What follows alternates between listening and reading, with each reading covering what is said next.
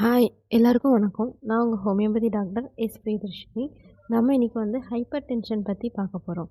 Hyper டென்ஷன்னா என்னென்னா, அதாவது cardiac output அதிகமாகி பிளட் ஃப்ளோ அதிகமாகி அதோடைய ப்ரெஷரும் அதிகமாகும்.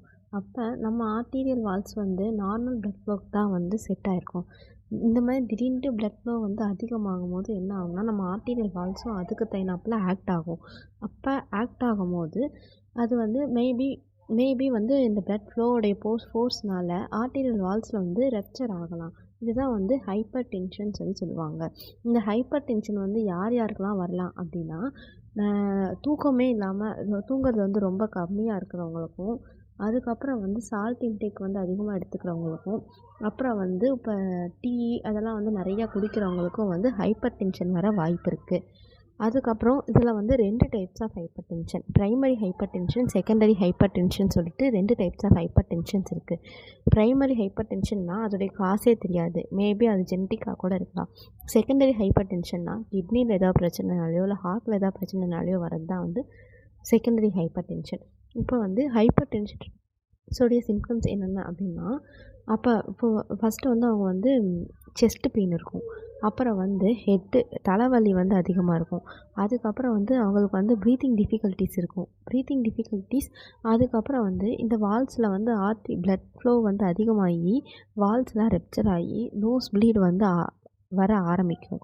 ஹைப்பர் டென்ஷனை எப்படி ரெக்கார்ட் பண்ணோம்னா, சிஸ்டோல் டைஸ்டோல்னு சொல்லிட்டு 2 வேல்யூ இருக்கும். சிஸ்டோல்னால் ஹை பிளட், அதாவது ஹை, அதாவது 120ங்கிறது தான் சிஸ்டோல்.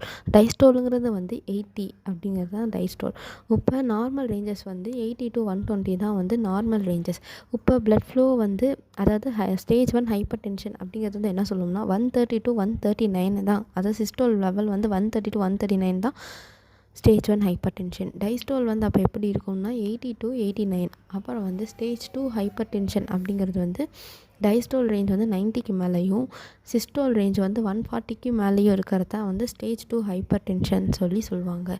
ஹைப்பர் டென்ஷனால் என்னென்ன காம்ப்ளிகேஷன்ஸ் வரலான்னா, ஃபஸ்ட்டு ஸ்ட்ரோக் வரும். அப்புறம் ஹார்ட்டில் நிறைய ஆர்டீரியல் ப்ரெஷர்ஸ் வரும். ஏன்னா ஹார்ட்டோடைய வால்ஸ்லேயுமே இது பிளட் ப்ரெஷர் ஆக்ட் ஆகும்போது ஹார்ட்டோடைய வால்ஸும் அதுக்கு அகெயின்ஸ்டாக இதாகும் போது ஹார்ட்லேயும் மேபி ரப்ச்சர் நடக்கலாம்.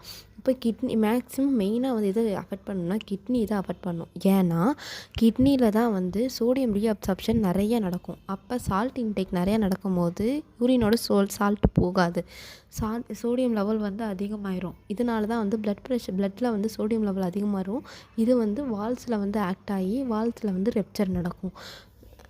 அப்புறம் இதை எப்படி நம்ம மெயின்டைன் பண்ணலாம் அப்படின்னா, நல்ல ஒரு எக்ஸசைஸ் டெய்லி ரிப்பீட்டடாக எக்ஸசைஸ் பண்ணி, அப்புறம் சால்ட் லெவலில் சாப்பாடில் டயட்டை கண்ட்ரோலாக பண்ணோம்னா இப்போதும் மேக்ஸிமம் எல்லா பிபி ஹைப்பர் டென்ஷன்ஸ் எல்லாம் தவிர்க்கலாம். இல்லாட்டி ஹோமியோபதி மெடிசன், இதுக்கு ஹைப்பர் டென்ஷனுக்கான ஹோமியோபதிக் மெடிசன்ஸை நான் நெக்ஸ்ட்டு வீடியோவில் சொல்கிறேன். தேங்க்யூ.